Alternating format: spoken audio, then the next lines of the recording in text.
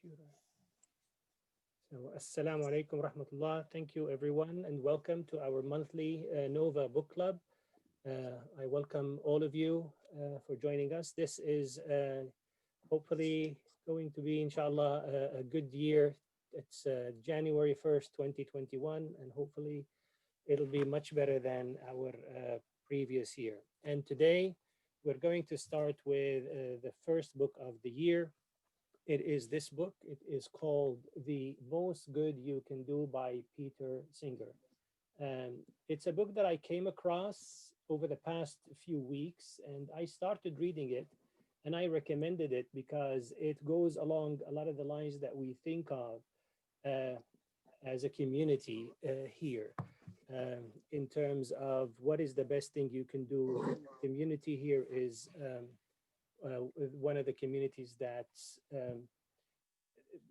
donates a lot to charity. So how do we do that? How do we donate to charity? What is the best charity to donate? The author talks about that.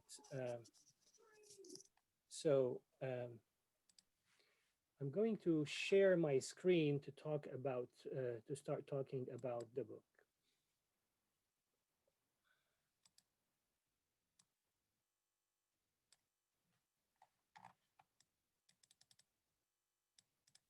So basically, this is again the book. The author is Peter Singer.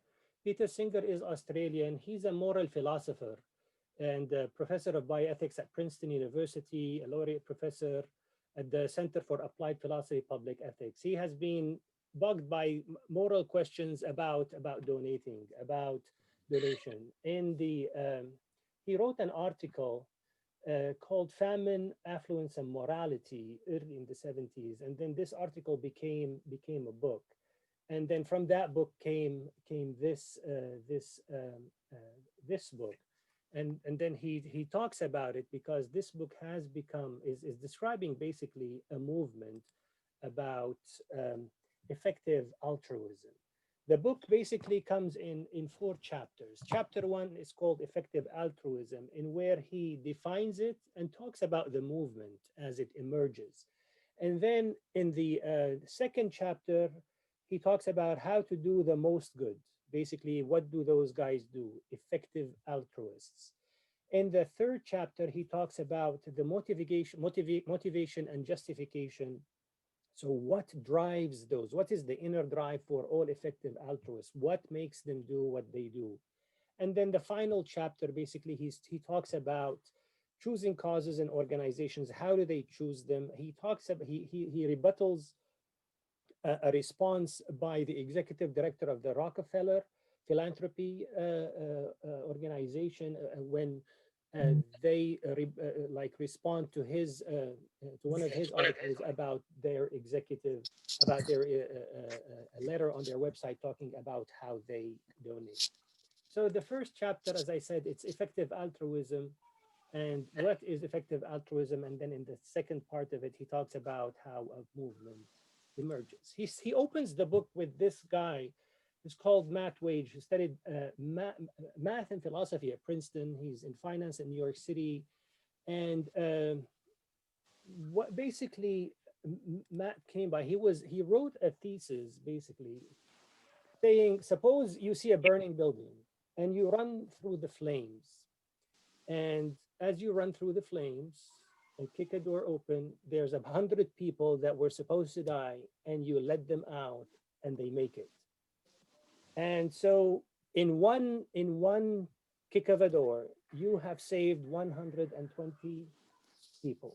So this is probably, he says, is going to be the epitome of his life.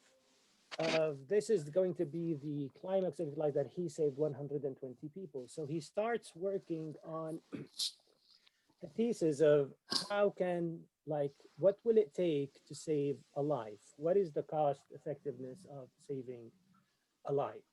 So, and he comes up that if he can donate a certain amount of money every month for the rest of his life, and that amount was 10% of his salary for the rest of his life, he could really save 120 people. That's how he came to that conclusion.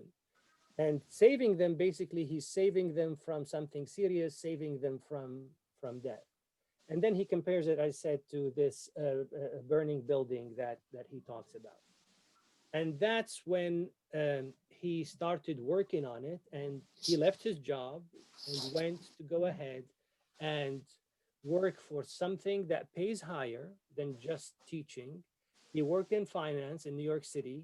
1 year after graduating, he was able to donate $100,000 in a year, and he set up the life you can save.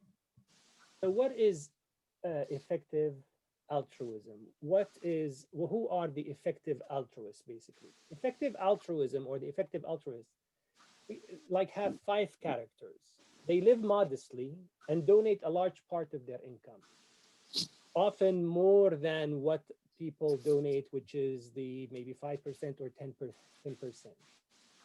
They research the charities that they want to donate to.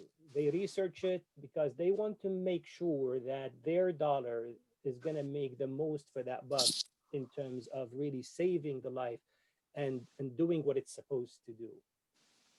They also choose a career in which they earn more, not to live better, but basically so that they can donate more. So they find resolute in doing that and in giving more. So they choose certain types of jobs, and I want to come back hopefully by the end of the discussion to talk about that very point. And then those people, effective altruists, they talk to others in person, online, on blogs. They all started by blogs and like online discussions about giving so that their idea will spread. That idea started around the turn of the millennium, and it has become a movement, as we will see. They also donate part of their body. They could donate blood, they donate bone marrow, or even a kidney, not to someone who is a relative that is in need. They donate it to somebody who is a total stranger. And we'll see an example of this. So then the discussion turns into, okay, so they want to donate what counts as the most good, and the other philosophical question comes is, does everyone's suffering count equally? So, in order for them to really decide, am I going to give this, my money, my donation to such and such organization or charity? What is it that this organization does that is going to make it worth of my donation? And he comes up with two things that they have come up with. The first one is happiness. And the second one is basically living longer or saving lives.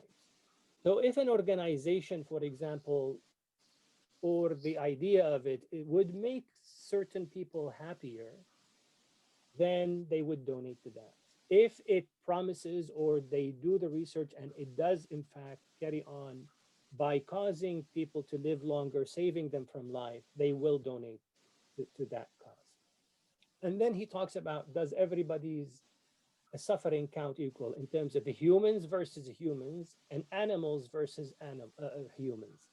So he talks about humans versus humans, and he comes up with something very interesting, that those philanthropists who are effective altruists, um, the majority of them are from the Western world, specifically from the US and the UK. The majority of them donate outside the US and the UK. They donate to poor countries. They donate to causes that you have not even thought of, and they make sure that that money goes there and it makes the difference in those countries. Then he talks about humans versus animals. Animals have rights, and he goes into that in detail in the final chapter as well. And he talks about a very interesting phenomena about what we see here. You probably all of us have seen that there are certain advertisements that talk about the domesticated animals that are abused basically in shelters, and there's a lot of money, or like they those pets are to be adopted by human beings. There's a lot of charities that work for that, And he then blows this out of proportion and says, this is a very small problem for animals. The huge problem for animals is the farm animals and what is happening to those animals. And the domestic abuse of animals really is dwarfed of what we're doing to the other ones. Um, so, effective, then he talks about uh, certain questions that will come up with the discussions. There are about 9 or 10 questions, philosophical questions, and he answers all of those questions. Um, he talks about, for example, the donations of those altruists where it goes to preventing malaria. And when you prevent malaria in those countries where malaria can kill little children, you have really literally saved lives versus donating to like certain hospitals in the US that bring a wish, make a wish come true, for example, for terminal kids. And he brings also that philosophical argument that yes, you have you have made a little kid happier, but with the same amount of money, you've probably could have saved tens of kids from being blind, restored their sight, or you have prevented tens of kids from dying early from malaria by just providing, for example, certain tents for them to sleep under and then where they won't be like bit by mosquitoes that carry the malaria. The first question is that he talks about. You could, by the way, but you can stop me any time you want to like interject and comment. What counts as the most good? So everybody agrees that a world with less suffering and more happiness, with everything being equal, is a better world with more suffering and less happiness. And then also everybody would agree that people when a world where people live longer with everything also being equal is better than where people live shorter. And this explains why helping people in extreme poverty is a popular cause among effective altruists because it increases the happiness and it makes people live longer. So this is why this counts. So that is what the altruists have in mind as the most good. That's how they calibrate their understanding, which is more happiness and live longer. That's what counts most. And that's when we will look at some of those organizations that they've chosen, and you will see that they all have that in common. Does everyone's suffering count equally? And we just talked about that. Suffering of animals counts too, and we should not give less consideration to animals. And he even coins a phrase, calls it speciesism, like racism, like sexism, and that is you really just worry about your species and you don't care about the suffering of other species as well. But then again, he weighs in on the different types of animal helping animals against cruelty. Does the most good you can do mean that it is wrong to give priority to one's own children? And that's really a tricky question when I was reading the book. And but those guys initially at the beginning of the movement, many of them would not like get children, but then they realized no, that we want children. So when they were going ahead and like saying, I'm going to donate 10% of my salary every month to those causes, then they had to factor in when they got a child, the expenses for the child. And then they had to also factor in the time they're going to spend with the child and the family because a child needs family as well. And then they recognize, however, the limits to how much they should do for their children given the greater needs of others. So, and then the last thing also is that they recognize that it is good to invest in the child, in your own child, because your own child is more likely to carry on with your legacy and with what you're helping in those philanthropies than any other person because you have control over the child in their early years.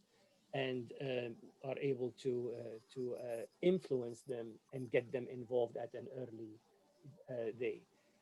They do not think their children need all the latest toys or lavish birthday parties. They reject the widespread spread assumption that parents should, on their death, leave virtually everything they own to their children, rather than give a substantial part of their wealth to those who can benefit much more from it.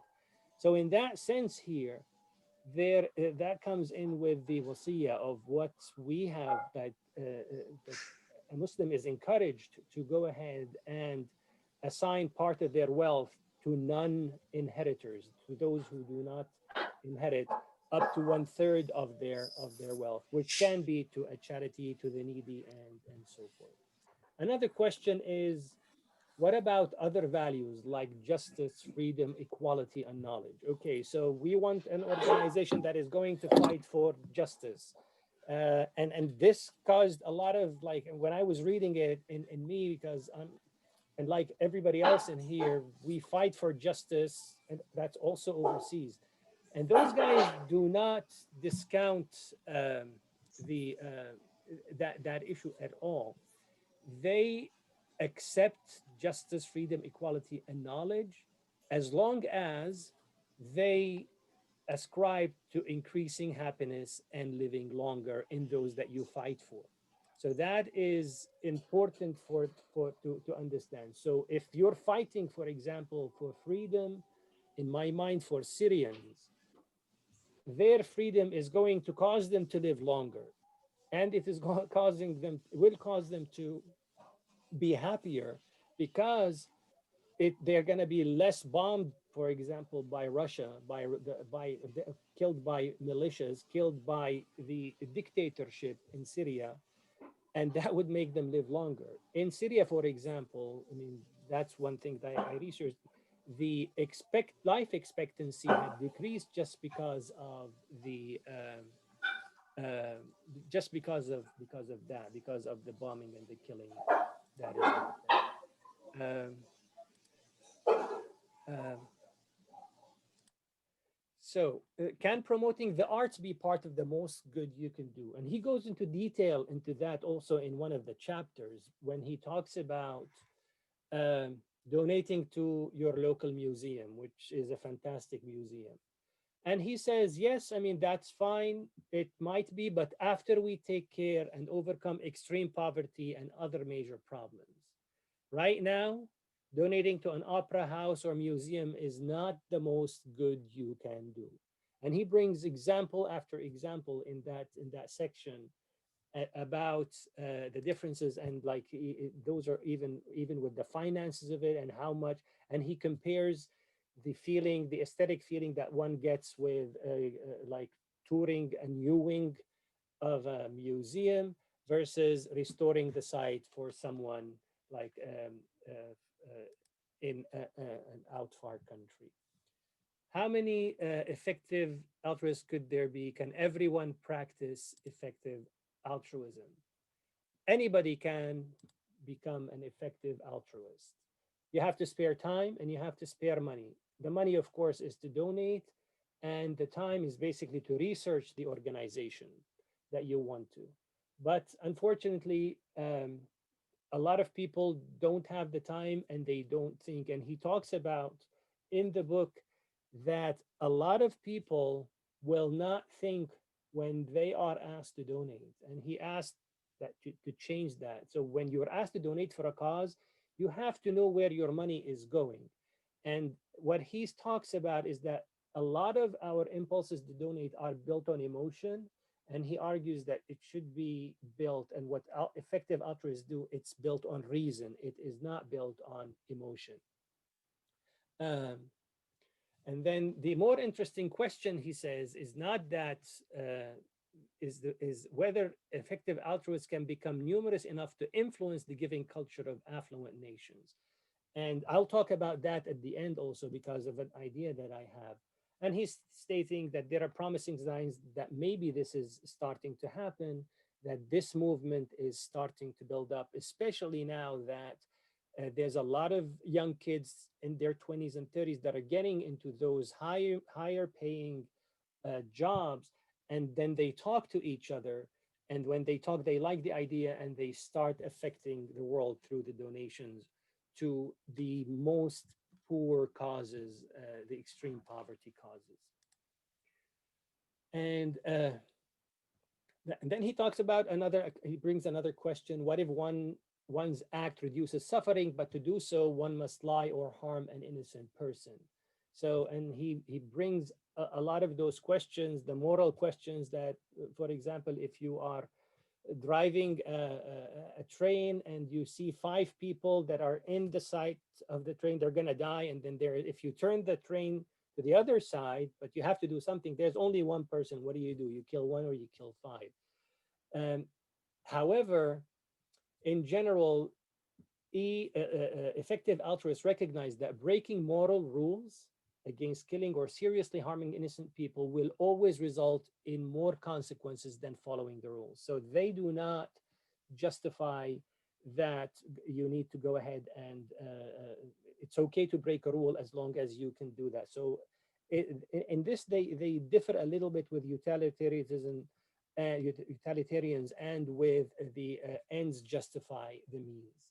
Um, and he brings the example that there's a lot of those dictators, of those atrocity guys, that Lenin, Stalin, Mao, Pol Pot, they promised heaven on earth, but in order to do so, they killed millions, and that doesn't justify that. So no effective altruist wants to repeat that. So he says, it brings another example. Suppose I set up a factory in a developing country paying wages that are better than local workers would otherwise earn, and enough to lift them out of extreme poverty. That does that make me an effective altruist, even if I make a profit from the factory?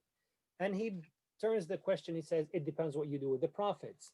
If you reinvest those and you are helping them, you reinvested in the factory, help people escape extreme poverty, then yes, you are an effective altruist. If you use the proceeds or the profits to live luxurious, then you are not an effective altruist, and there is a position in between those. As long as that you could try to aspire to become an effective altruist by putting all the profits back into the factory and improving the well-being of those people that work for you in the factory. Um, what about giving to your college or university? You teach at Princeton, and this book is based on lectures you gave at Yale University, thanks to the generous gift of Yale alumnus. Do you deny that giving to such institution counts as effective altruism? And he answers, he said, Princeton has an endowment of $21 billion and Yale $24 billion at the time of when he was writing the book. And there are enough alumni donating to those. And he says, however, if effective altruism becomes so popular that the universities start to suffer, then it will be time to consider whether donating with them might be a form of effective altruism. But at this time, he says those universities are stuffed with cash, they have a lot of money, and that they do not need the extra alumni donating to them. So this is the first part of what is effective altruism. The second part basically is the movement emerges. Again, as I said, he wrote the book Famine, Affluence, and Morality. It was an essay, and then it became a book, and it generated a lot of talk basically. And his central argument is that suffering and death from lack of food, shelter, and medical care are bad. The general principle is, if it is in our power to prevent something bad from happening without thereby sacrificing anything of comparable moral importance, we ought morally to do it.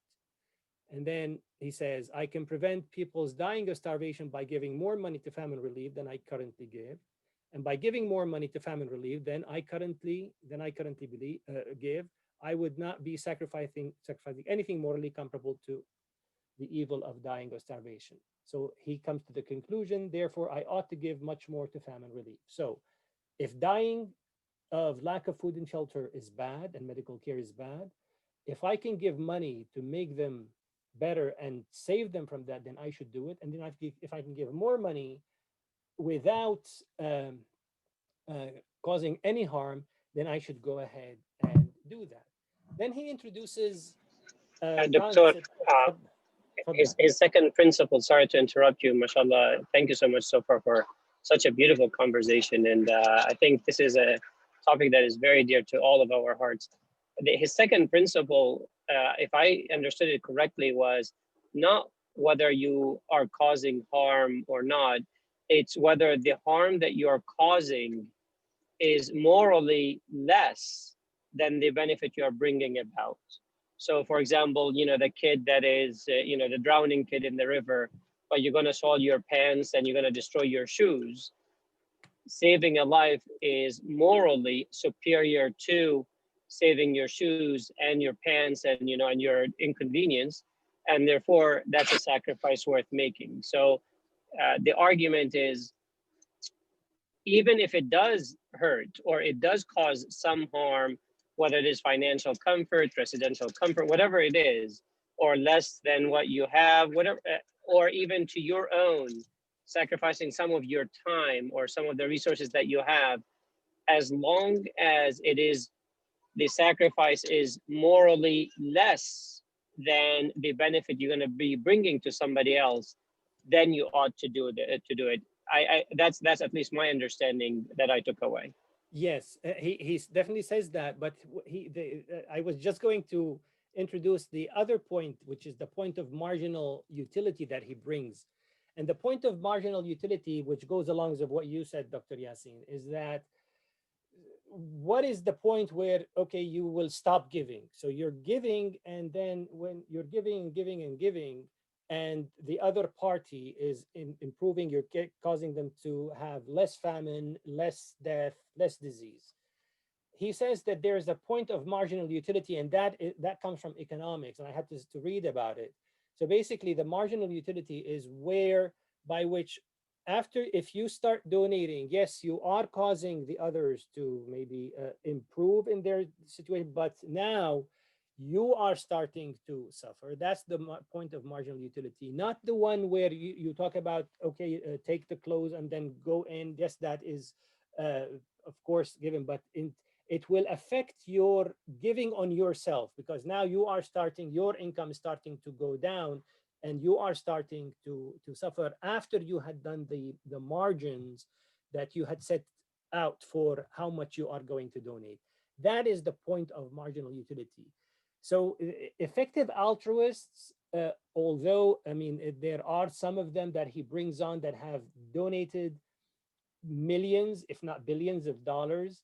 Uh, uh, I have I have not come across any of them where he says, I might have missed it, that they will give everything, and they are going to transfer in where they don't have anything left.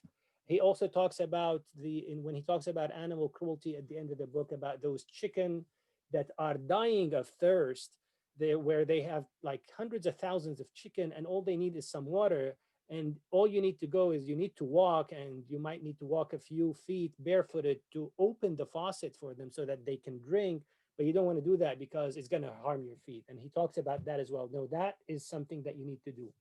But the point of marginal utility is the point by which giving more more, one would cause oneself or one's family to lose as much as the recipient of one's aid would gain. So that is that you're no longer gaining, because he talks about this in a total gain. So that's what he talks about. Then he starts talking about the movement and how it evolved. In 2004, the New Yorker published a profile of Zel Kravinsky, who gave almost his entire 45 million real estate fortune to charity. And he put some money into trust funds for his kids, his wife, and his kids were attending public school. His family were living on about $60,000 a year. He still did not think he had done enough, and he went on and he donated a kidney. And when he donated a kidney, I mean, it's like people started, are you nuts? He just donated a kidney to a stranger. And at that time, donating a kidney could come from a cadaver, a dead person, or it could come from a family member. So at that time, donating a kidney from a total stranger to a total stranger was not that common in the early 2000s. So this Zel Kravinsky basically had two PhDs. He was one in education and one in poetry. And he taught at the University of Pennsylvania and then turned into academic and life. He put it as such. He said he did a mathematical term to describe his altruism. And he said that the risk of dying as a result of making a kidney donation is only 1 in 4,000. And not making the donation would have meant he valued his life at 4,000 times that of a stranger, a valuation he finds totally unjustified. That's what he told the New Yorker. So Singer invites him to talk to his class, and he goes ahead and he talks to his class, and this guy goes on and he based on mathematical terms says, it seems to me crystal clear that I should be giving all my money away and donating all my time and energy. And at that time, Singer was not doing the same. So this also like struck a chord, and he started to restructure, according to him, the way he starts donating. Then there are two MIT economists, Duflo and Banerjee, won the Nobel Prize, I think in 2019, based on their anti-poverty work that started around the time also in the early to mid 2000s. And basically, it's that what they did, let me show you, they introduced something called Poverty Action Lab. And this is their website. So that basically was to find and research organizations and fund organizations that deal with poverty, research poverty, do research on poverty, like double blind, not double blind, like randomized controlled trials on those. And if you read here, this poverty lab became the Abdul Latif Jameel Poverty Action Lab. Abdul Latif Jameel is a family, is a well-established family, very wealthy, mashallah, in Saudi Arabia, highly ethical family, like donate to ethical causes. I used to know Hayat Abdul Latif Jameel and her children. They build hospitals. They go ahead and deal with a lot of those things. So this is what those guys did. So let me then just do this. He talks about Dean Carlin, who was a distinguished professor of economics and finance at Northwestern University, who founded and presided of Innovations for Poverty Action. Also, that worked with those guys later, and they became, they helped establish Giving Well. So this Poverty Action, let me take you to this website. This is another Innovators for Poverty Action, and they also research poverty projects, and they rank them, and they recommend them, and they help them to do the work, the good work that they do. And I'm trying to find here, this is basically, they do that in mostly, as I said, if you look at the countries here, those are East Africa, West Africa, Asia, Latin America. It's all outside the the United States and the United Kingdom. And then in 2006, Karnofsky and Hassenfeld establish Give Well. So the question now becomes is, okay, so there's a lot of charities there, and which charity is better than the other? How are you going to know that this charity is better than that charity so that you could go ahead and donate your money? So there is a charity evaluator that evaluates all charities. It's called, I think, Charity Navigator. But basically, what it does, the Charity Navigator, what it does is it looks at the financial well-being of a charity. Then it looks at how much is spent on administration and how much is spent on the project. And on that, so if you have a charity that's spending 90%, for example, on the project, 10% on administration, you can say, okay, if I donate $1, 90 cents on this buck are going to go to the charity. And he says that did not cut it. Number one, they were evaluating every single charity that worked out of the US, and I think out of the UK, and they were not able to really evaluate them because there was no way of evaluating. There was no way of evaluating how the charity, how the programs are working. So yes, they say that we're giving the 90% to the program, but that does not translate that once the program gets it, the intended consequences are really happening. So those guys come here, GiveWell, they go here and they establish GiveWell, Karnofsky and Hassenfeld, and they start going and recommending those. And if here you could see,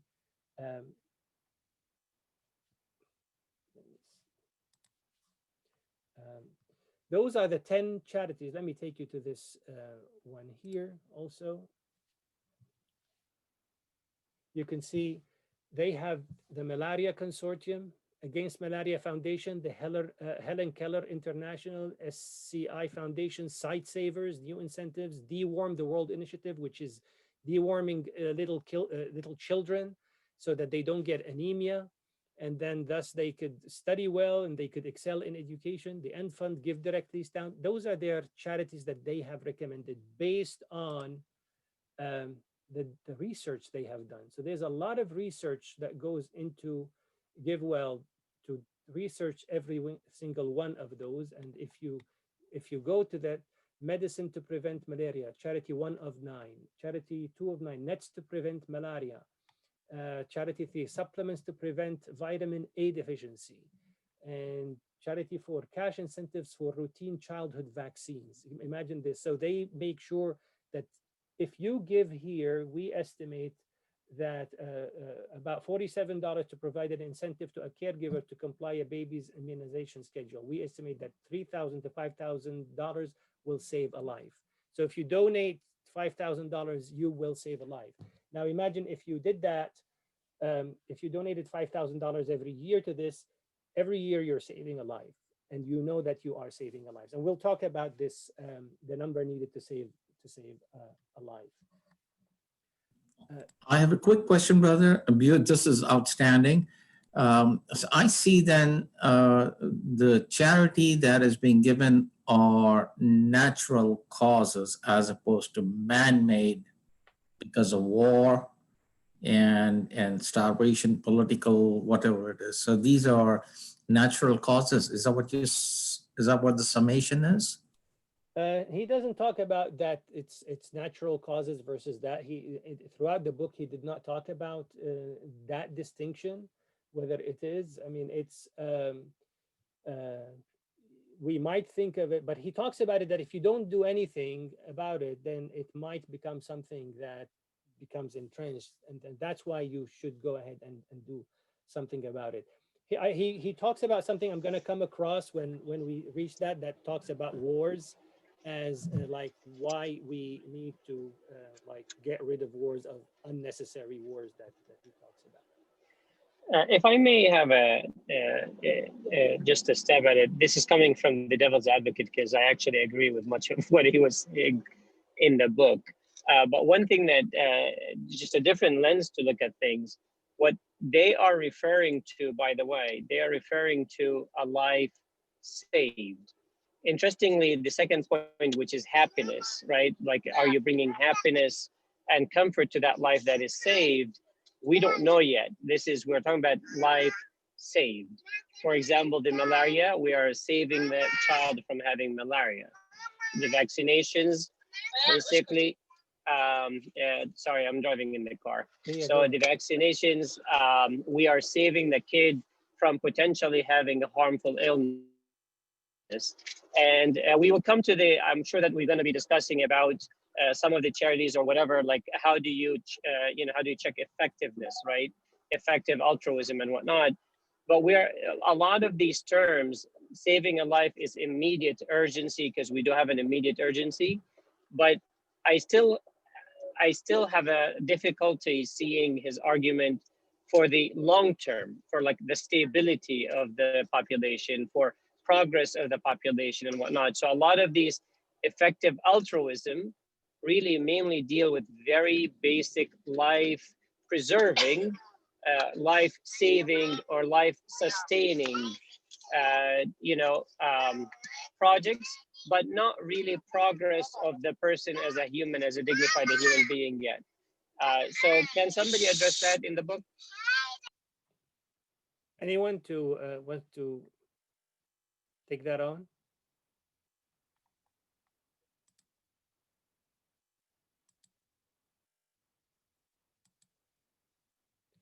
So I will.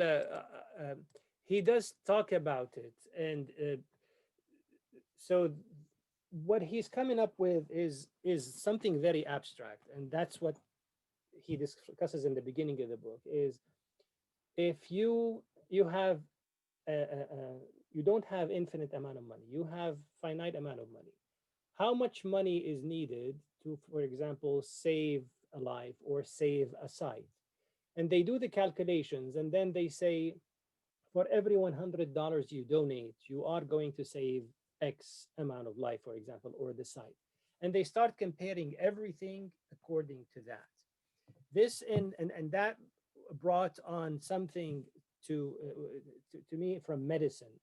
They're borrowing an idea from medicine, but although he doesn't use it, it's called, in any medication that you bring, it's called the number needed to treat. If a new medication is brought in, then and you compare it to a different medication that already is treating that, and you want to see if that is a better medication or not, you have to randomize the population. And that's when they bring also research here into this. You randomize the population and you give the population A, medicine A, and population B, medicine B. And then you follow them. And then you look at the differences in the outcome. And if there is really a difference with the new medication in making people better, or in, because you're targeting something, you might be just targeting, just how much less heart attacks, not mortality, for example.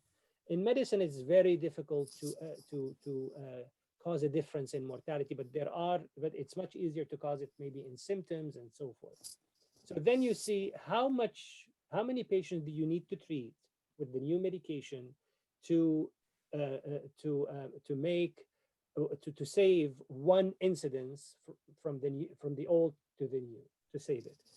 The lower the number, the better the medication. So for example, if you needed to treat, for example, 2 people, and when you treat 2 people, you save one of them, that's like 50%. Where if you had to treat 100 patients in order to save one of them of the outcome, that's 1%. So the lower the number is the better, and the higher the number is that the medication becomes like not as effective, or it becomes very not cost effective, especially knowing that those medications are very expensive. Now here he talks about the number needed to to save, or this is what the idea is. He talks about all those issues that they're talking about. Number one, they're happening in the outside world, in the poor countries, and it's happening not only in the poor countries, it's happening with the poorest in the poor countries, those who have no means. And by saving them, by intervening on them, you are going to make a huge effect down the road with those. But as I didn't see where he talks about what you mentioned, but I could I would think that this is what he was alluding to. Yeah, and I didn't see that either. So that's why, I think it's important to understand the premise of the book and the scope of the book, because again, he's talking from an abstract, very objective, very non-emotional, rational kind, which is a fantastic thing to start with. But that's part of the picture that we have to take into account as we address the book, as we go on a little bit farther. That when he, whether people give more emotionally than rationally? Absolutely. That's actually most of the time. Do people, these studies of, okay, well, I have saved the kid from malaria, but the kid is not educated. Did I bring that kid happiness? I'm not sure. By the way, it's not that I don't believe that we need to do these things.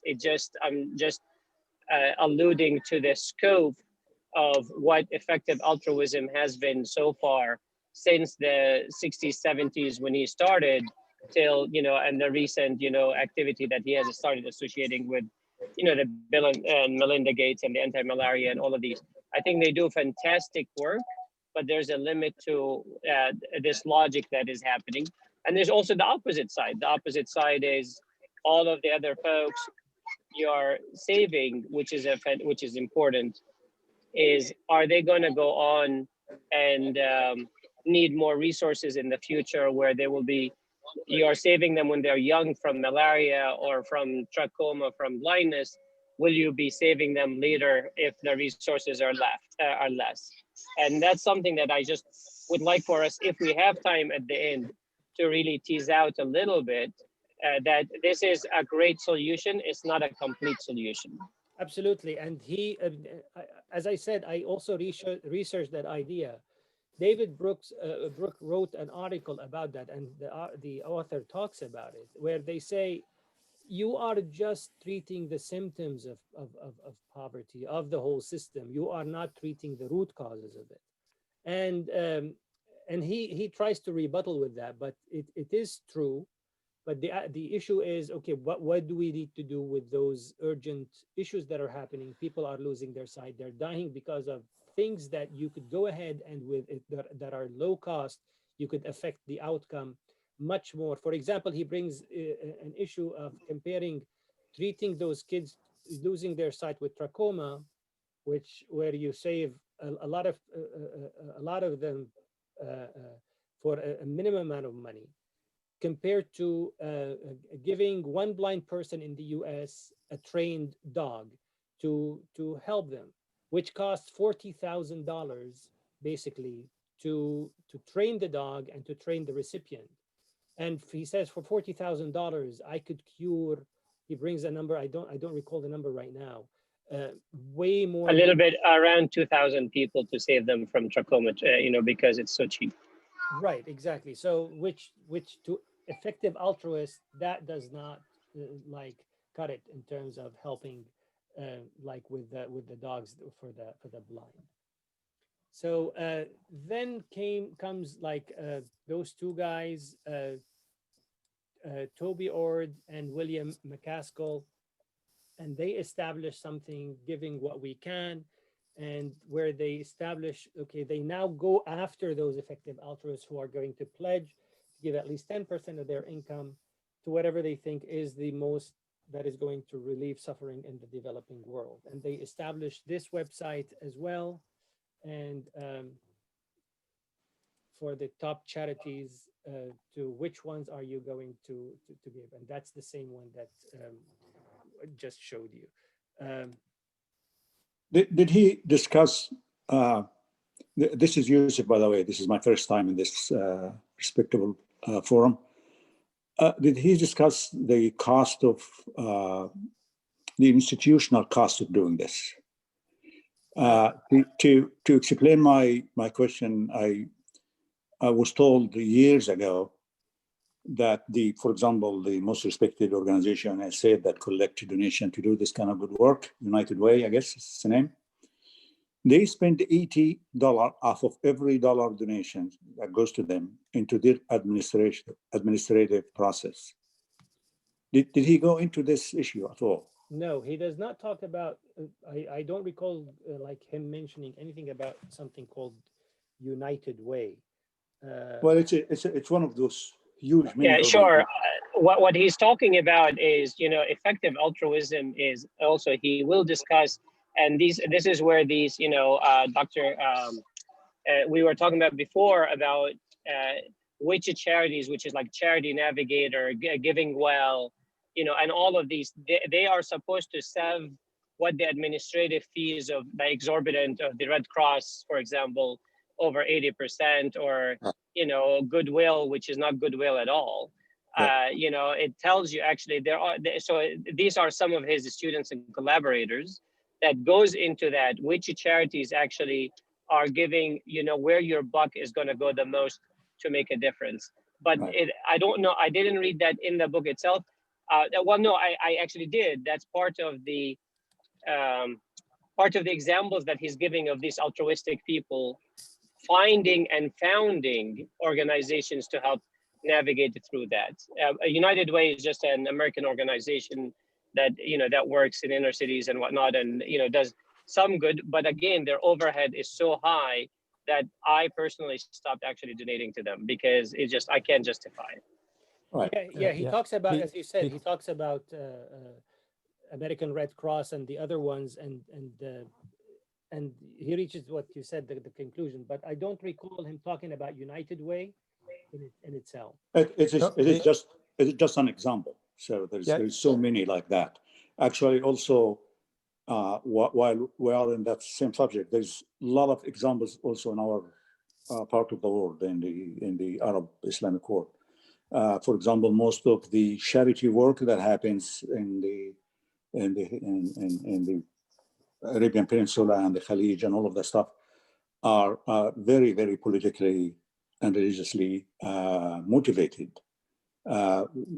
So there's two issues. One is the administrative costs, that as the previous speaker has alluded to, that could take 80% of your money and waste it. And there's also the organization that may take your money or their money in order to lead or drive certain political ethnicity, whatever the identity you want to add to that purpose. So from our part as Arab Muslims, whatever the other group identity is, it's important to not only to realize where the money is going and how and who is spending what and what. And I think that book is a great example to lead us to find that out. But also because we would love to donate most of our donation to our own people, because they are the most suffering people in the world, to be honest. To just make sure also that is not politically used or is not politically discriminating against anybody, and all that. Welcome, Dr. Yusuf. I don't want to welcome and thank you so much for your interjections. The premise of the book actually is one of the very first premises of the book is a life saved is a life saved. It doesn't matter where they are or what they belong to. And that is one of his basic premises, that should I save a blind man by giving him a seeing eye dog for $40,000 in America? Or should I save all of those people in Africa? No, I should save the people in Africa. And that is actually what we talked about in the very beginning, is that we're looking at it as a very objective kind of perspective. The second thing is, I don't think, and correct me if I'm wrong, he did not talk in the book about what are the possible motives for donating or for those charities. What he's saying is, are they doing an effective outcome-based job at saving people from blindness or saving their lives? Then I listened to one of his talks before, and he said, look, we are not talking about the political or the religious or whatnot. That's not my job. My job is looking at, are they making an effective change into the target communities that they are basically trying to treat or cure or heal or save or whatever it is. So it's the points you bring are incredibly very well-founded and we all have to be very judicious about how we do that. But the points that he is bringing is a much more objective than, for example, what I use. And for me, that was an eye-opening, like, you know, a poor person in the Middle East or a homeless in America. Are they very different as far as their humanity is concerned? No. Which one do I have more affiliation with? Well, it depends. You know, so these things, we have to move to that objectivity in what we actually, where we put our money is. Correct me if my understanding is wrong. Yes. If I can add a couple cents here, I think this is a beautiful discussion at the outset. When I give charity, and there are organizations like IMRC, Indian Muslim Relief Council, probably 98% goes to the end cause, maybe 1 or 2% goes in overhead. So it's right directly. And then the hadith that comes to my mind is, again, these people are talking, there are a lot of good books. I don't know what their intention, God only knows it, but their efforts are outside of this country. To me, my first concern is my parents, myself, my family, my relatives who are in need, my neighbors. And if anything is there, then I will go to the masjid. Okay, fi sabilillah. Now I'm saying, okay, I live in this country. I feel, now I may be totally crazy, which I have been many times. Um, uh, I live in this country, and I got to do something. I made the money here. Yes, the argument is correct that are giving to Syria, or giving to Sri Lanka or Bangladesh, it'll go a longer way. But am I morally obligated to do something here, Brother Tarek? And I don't know. Yeah, I want to continue with the book because we're discussing the book. Basically, we all have our own ideas about where we spend our money because we are obligated by certain texts, Quranic texts. And that's one of the things, as like what Dr. Yasin had alluded to. Here he brings is, and here's what happened, because today as I was reading with the book, so I had this open discussion with my two children. And so we went into the discussion.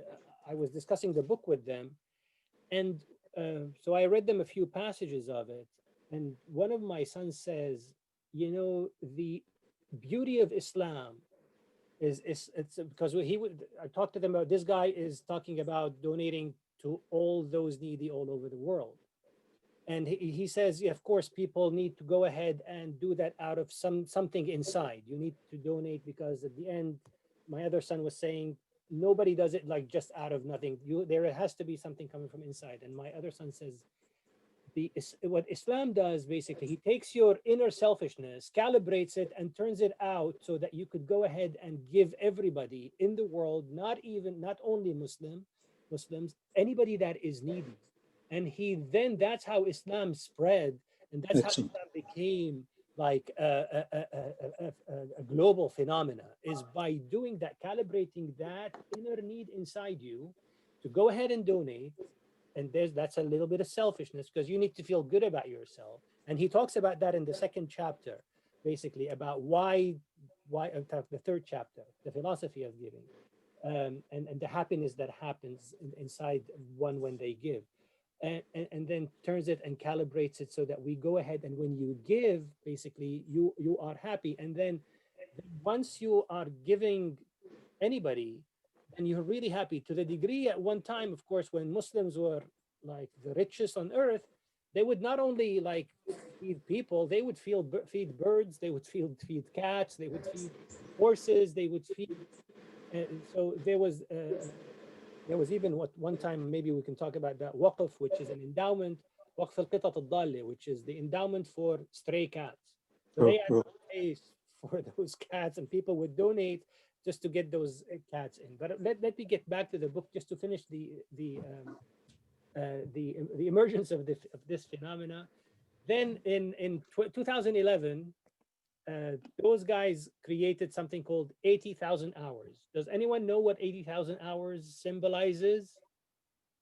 It's the amount of Yes, the amount that you're going to be working in your lifetime, basically. How many hours? How many hours? You'll This be. is how many hours that you are going to work.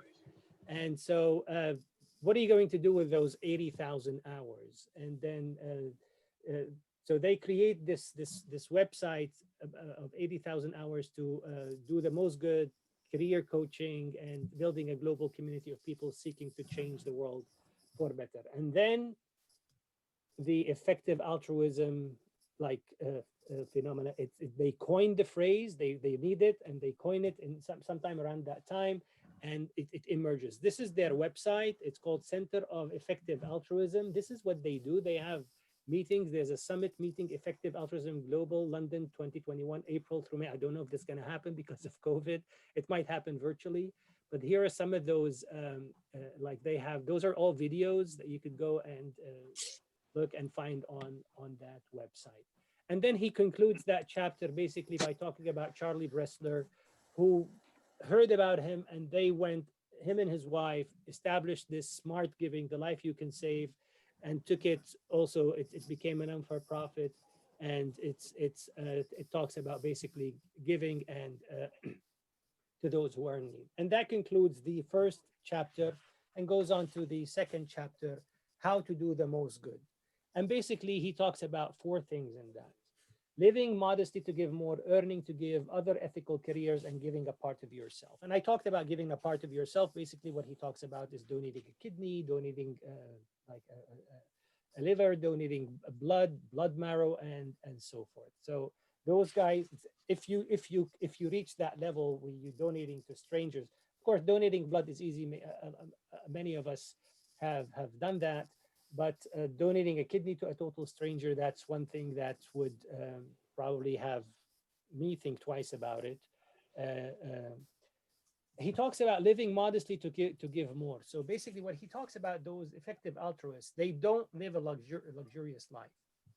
So what they basically do, they know their finances, they know how much they're going to make in the year, and they make a pie chart, and they say, okay, this is my rent. So they take it out. This is my food. This is my medical health care, personal and transit, gas, taxes, of course, Uncle Sam, and then some of the savings, whether it's retirement or not. And then they are left with the donations. And the donations have to be like 10% of that. And then donations can reach up to 50% from those. Then he talks about their struggle. And it's really beautiful, is like, how much is enough? It's like, how much should I donate? And then he says, once you go through that path, you're going to go crazy, because you're going to go and you're going to say, okay, I'm going to donate 10% of my charity, for example, to vaccinate children in Syria, for example, or in Palestine, or in Lebanon, or in Jordan. And I'm going to work on it. I'm going to look for which company or which organization is going to do that, and look for the best one of those that I know that is going to reach there. And they're not going to do some games.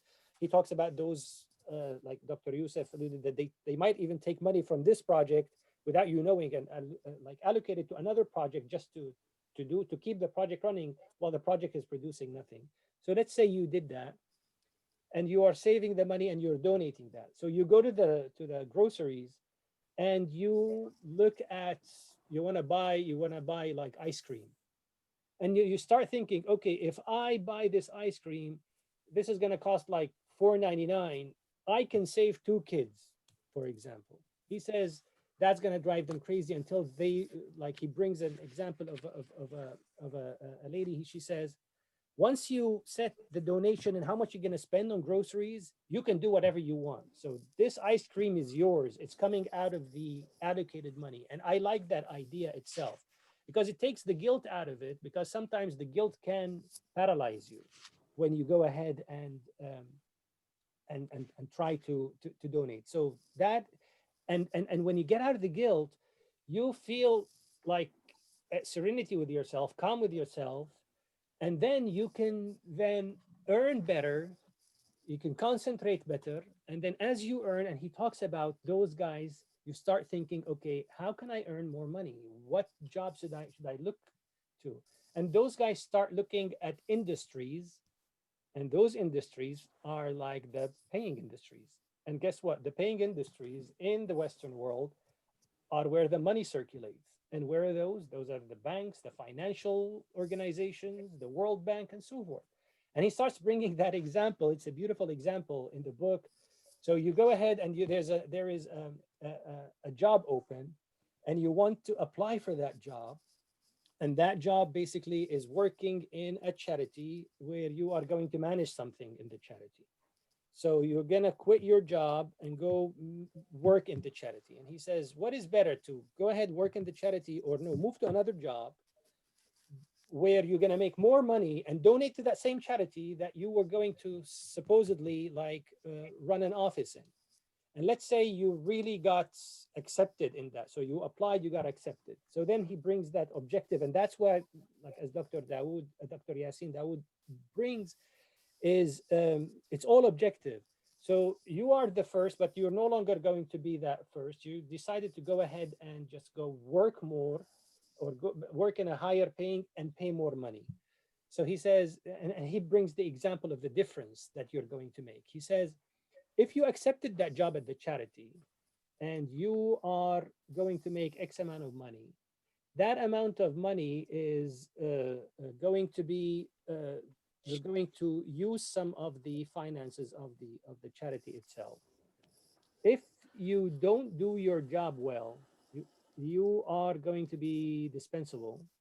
Even if you did your job very well, at one time you also might be dispensable, and you could go ahead, they could dismiss you. If, however, you become a donor and you're donating to that charity, you are not dispensable. A donor is indispensable to a charity organization. The more they give, the more indispensable they become. You cannot dispense them. And so that he talks about in detail about earning to give. He also, when he talks about living, Dr. Tariq, if I may interject for a quick second, I'm so sorry. I'm sorry to keep interrupting you. no, you're not. This point for me was the most troubling in the whole thing, I have to say, and it was the one that I struggled the most with accepting necessarily or dealing with because. Kim Young Jim was one of my professors at Harvard Medical School. He ended up being actually the chair of the World Bank, the previous chair. And he wrote this beautiful book, which said, dying for growth. Who is dying and who's growing? And unfortunately, of course, as we all know, the ones who grow are not the ones who are dying. And a lot of us are growing, but at the expense of others, and one way or the other. And to me, it was, and I know few people who are these effective altruism guys who actually worked for Wall Street for a while, and they couldn't sustain it because you see that it's all profit making. Now, of course, there is emergence of ethical entrepreneurship and all kinds of things, but this is back when we finished college in the 90s. And the issue of, I'm not saying Wall Street or making a lot of money. We have Bashar Qasim with us, so he helps us purify our money, inshallah. But nonetheless, what we're talking about is, it's not dirty money necessarily, but you're actually getting engaged and involved in a sector that is not problematic, but its purpose is to build wealth that is not necessarily all ethical. And then you take that money and you donate some of it to somebody. So you made this rich person $500 million. And at that time, you basically took a lot of resources from a lot of other places, countries, and all kinds of things. And then you feel really good that you donated $50,000 of your $100,000 remaining. And you're like, wow, I feel really great. And I think there is a little bit this sense of illusion of doing good. In the meanwhile, the way you're doing it was by not doing so good. Again, I am not arguing or saying that the banking industries are evil or financial institutions are bad and whatnot. That's not what I'm saying. But can somebody help me better understand that point that he is making, that if you have a point, if you really want to, instead of working for a non-for-profit for 40,000, no, take that job for 200,000 and donate 40,000 or donate 60,000. You are much more effective dollar for dollar, or, and the impact that you're going to make. I do understand the math of it. I don't understand the ethical philosophy behind it. And I'm still struggling with it. Yeah. Yes. I have something here. From what I read, was the main critic on the book. This is the main critic on earning to give, as mentioned by Dr. Yassin. But the way I received the book is just as asking philosophical questions to the donor or to the philanthropist and how he will think in a rational way, or also utilitarian way to be more effective in his donation, regardless his final aim or final purpose, if it's very short or long. So if I want to get use of this book, I will take the questions and think about it from the perspective of the philanthropist, according to their beliefs, without interfering with their beliefs. So in this way, I will think that I will receive this part of the book as if you think that earning more money will let you give more and this is better for you, so go for it. If you think that you can go in big nonprofit or governmental or semi-governmental organization and do a big change with it and make the effect big, so go with it. Regardless that he's saying that this is ethical and this is not ethical. He's not saying that, I think. Yeah, if I may add my perspective on this, when I read the book is actually highlighting a few things about the human nature. What I found this interesting is the story of Julia and Jeff, where people usually give to some people, not everyone, but some people, they realize that giving create happiness. So they give to achieve that happiness. So they're looking for, that material stuff. Actually, they're doing it for themselves. They may have issues. They feel relaxed. They feel happy about themselves. And the story of Julia highlighted something different, that when her dad told her, like, if you live without having children, thinking that you will save the world, you will lose the happiness. And she said, the happiness is not my point, which is really very interesting, that you see somebody were thinking outside. I don't know what exactly then she's giving for. She must have some, moral obligation to hire outside of herself. And then she realized that she needs the happiness to sustain her life. So because she found that she's living miserable. That's really very, very interesting. And also for what Dr. Yassin said, that, he can understand people, people to leave the philanthropist business and go into the financial sector so they can really help better. I can understand, honestly, I'm from the financial industry, and I can tell you, I would consider maybe 90% of what's happening in the financial industry is troubling. It may actually be the cause, directly or indirectly, to so much of our troubles. Just starting from the concept of valuation. Valuation is always manipulated. I don't want to go into other issues, but this is just one aspect of it. So having people, the good people, we need actually the good people with good heart, would have mercy and look at people's wealth as sacred, to be in the financial industry and to fix what's going wrong. And that's why now we see a trend in the financial industry called socially responsible investing, ESG, environmental, social, governing. Now this is a trend is gaining momentum comparing to 20, 30 years ago, and it's growing at 20% rate every year. And they're doing really good, whether environmental issues. Like you hear about so many companies reckless about environment, how much just injustice is causing, how much health they are destroying. And then after that, we ask the philanthropy industry to come and fix the things that is being done by the irresponsible people in the financial industry. I don't see any problem for the good people actually to go, the people with good heart, because people who are doing the philanthropy are those type of people that Allah bless them with a good heart, with a soft heart, that they care about others, they care about the environment, etc. So I don't see really a problem for these people to go and prosper in a very responsible way, very ethical way, very socially responsible, in growing their wealth and creating good for the people, and also donating that money to the philanthropy. I don't, from my industry, I think actually the people who can really affect so much in philanthropy and educate the people and make it possible, because even philanthropy, as you know, the society we live in has very complicated laws. so they can really understand these laws and work to create a very creative, effective, and powerful philanthropy solution. And that's what actually in the book the author referred to. So this is just like my my input on these things that highlighted by our friends here. Yes, But and go ahead. my quick comments also is it's a great book. It's a very useful book, and it's a great presentation, as a matter of fact. But like every good book, it usually sometimes overreach into areas that it might not sit well with everyone.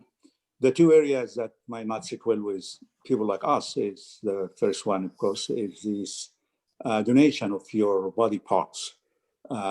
We know that every part of my body I don't own. I don't own my finger. Only God own it. So I cannot donate what I don't own. Simple as that. Of course, there are certain exceptions to that, which is like blood donation, because blood could be shed for many other bad reasons. So might as well you shed it for a good reason. So that's number one. That is, to me, as a Muslim, is not acceptable to go into. The other one is, which is overreaching. It has nothing to do with religion or divine nature of our body, is dictating to the person who want to be altruist and to donate part of his savings to good cause, what area he should work for and what area he shouldn't. That is a little bit overreaching. That's what's called comprehensive. In the world of business, it's called comprehensive planning, similar to what the communist Russia used to do. Plan for everything, decide who works where, what gets what price for what commodity, when and where it should be sold, and on and on and on, which, as we all know, fail miserably. That is also goes to the point of short-term versus long-term, which is raised originally. This is a moral, philosophical issue that eluded a lot of philosophers over the long history. Long-term is almost, when you try to mess up with long-term issues, you're trying to play God.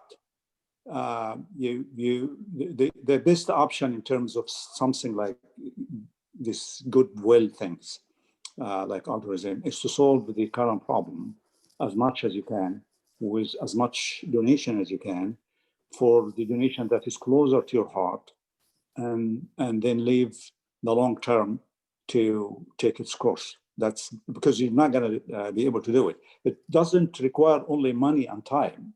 It requires information that nobody has. Nobody knows on November last year, a month earlier last year, that we're going to have something called COVID that's going to lock down the entire universe for 12 months, for example. So long term is a little bit a different philosophical concept to deal with. Yeah, so I don't want to distract from the point of the book, and I really want us to go back to the book. And thank you so Right. much for your last Agreed. interjection. Dr. Tariq, do you want to address the issue of just a one sentence of organ donation in Islam? yeah. Because as physicians, can you please do that? Yeah, organ donation is permissible. So it's the issue that we don't own our body. Of course, we don't own our body, but and the same thing, we don't own our money. The money is God's, and it's with us. So you do with it what God tells you to do, and instructs you to do. So the same thing applies. So the donation of organs is permissible under the instructions of a physician. If they permit you to go ahead and donate, then that is fine, and you are rewarded for donating. Donating blood, bone marrow, kidney, cornea, Correct. anything, alive or dead. So it is permissible, and it is rewardable, and it is in fact, as long as it doesn't harm you of course. while you are alive, and as long as it is not gender related sexual organs of reproductive organ Of course. after you're dead. Yes. Those are the two things. But generally speaking, I just wanted to clarify it because we have a lot of audience who's medical and non-medical, and this is an issue before we get into too much. But please go ahead back to the book. I'm sorry. Yes. Yes. Thing, So- but just one thing to add, maybe any donation, maybe just to differentiate, is not selling the organ. I mean, you cannot sell, Yeah, of donate course. organs for money. That's absolutely not permissible. But I think donation for no return or no Yes. compensation, I think that's the distinction might be clarified something. Yes. Yes. So then he goes ahead and talks about effective the other ethical careers, and then he's not trying to dictate on like what are those. Is it everybody should go and work in banking or the finance industry? He talks about, for example, the advocate. He talks about the researchers that work in this industry, the bureaucrat who is going to be in the government. And if you remember when we discussed the book, The Third Wave by Steve Case, he talks about the government and bureaucrats, and where they say, he says, you have to deal with the government. They are going to give you permission for your organization, for your project. So you have to learn how to do that. And he talks about the bureaucrats as well, organizers and campaigners that are going to spread the word in pamphlets, online. Those are all working in that industry. Somebody who's a web designer that's going to work for you. So he talks about everything. So, but what he is advocating is that if you are going to look for a job, try to look for a higher paying job if you're Right. effective altruist, because that is going to enable you to give more. So your 10%, you're still going to give 10%, but that 10% is going to grow. It's the absolute amount is going to grow, and that is going to increase your absolute donation and the absolute number that you are going to save. And then finally, he talks about this in terms of the giving part of yourself and those organ donations. And so that takes us to. Can Dr. Tariq, can I add something like philanthropy and financial system? Something interesting that I learned from our industry in the Islamic investing. As a matter of fact, some financial products that if you want to follow the Islamic law to do them, you cannot do them unless they have some kind of philanthropy in them. Especially, for example, when it comes to the issue of takaful or insurance. The most perfect Islamic model of takaful or insurance is the one that the philanthropy is the counterparty. It's very, very interesting. This is not really known in the Western world. It may, if it comes maybe by accident, but Islamically, under the rules of Islamic finance and the transactions, the perfect model for takaful, for example, is the one that has a philanthropy. And interesting, a few months ago, I came across a fraternal type of insurance companies here in the US. They call them fraternal insurance, which was founded by immigrants almost 200 years ago. And they actually, all the profit that they create from the trading of risk, which Islamically we call it gharar or maisir, actually designated to philanthropy, to charity. Very, very interesting remark between, philanthropy, altruism, and the financial system. So that tells you, like, Islam looks at it in a very comprehensive way. I don't know if that can, but I found it to be very interesting. I think that this discussion about the Islamic philanthropy, that in itself requires a separate discussion. Somebody I think needs to write a book on that, because there is a lot that not only there's a lot of money in the Islamic world, there's a lot of wealthy Muslims, and there's a lot of need, but the jurisprudence, the fiqh, sharia, have a lot of laws that govern it, that facilitate this. They facilitated to a great degree that to make donation and philanthropy and sadaqat and zakat easy, so for people to go ahead and do it. And I always, me and Brother Bashar, we always discuss this. He tells me about like something new, a niche about something happening in their industry of how you can like donate like for free or by saving taxes here in the system. So that's that. I just want to bring the issue about Julia Wise that Brother Bashar mentioned, where she struggled as a child. She didn't like anything she needed. She had always been asking the question that ask herself is not how much she should give, but how much she should keep. And that reminded me of the shat, of the goat that Aisha came one day to the Prophet. She said, okay, we got a goat. We slaughtered it and I donated it. So it was all donated, and what has remained and what is left basically is all of it is gone. What is left is the shoulder. So the Prophet ﷺ corrected her. He said, "Bal بقيت كلها إلا كتفها." All of it has remained except its shoulder, because you had not donated it yet. So it had not counted to you. And Julia Wise, he talks about it, and he talks about something very fundamental. She's not Catholic, but he talks about the Catholic belief of poverty, where in Catholicism, in Jesus' teachings is that the money, the excess money belongs to the poor. So they should rise and get it. And if they do that, they are encouraged to do that, and people are encouraged to give them their money. And then he talks about how the clergy, from the papal to all the clergy, they talk about all the sins in the world, but they do not talk about what is really the poor's in that sense, which is the money. They stay silent on this. And the third, so this finishes the second. The third one is motivation and justification. And basically what he talks about is love all we need, one among many, and altruism and happiness. This section, it took a lot of thinking from me. So it's basically the philosophy that behind the effective altruism is why do they give.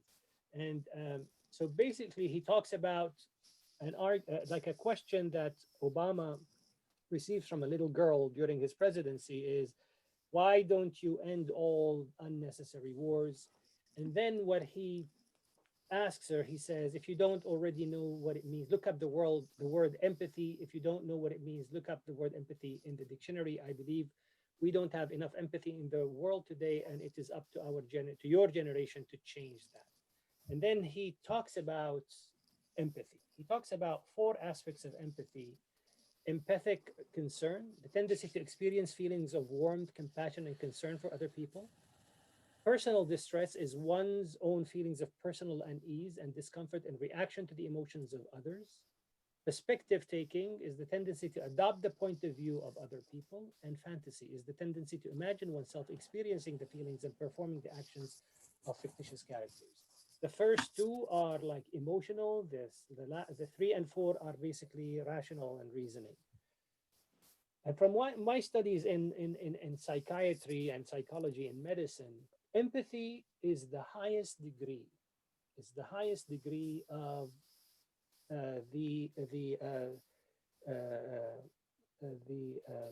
of the human soul reaching its ultimate. Basically, is that you can feel other people, and that's not easy.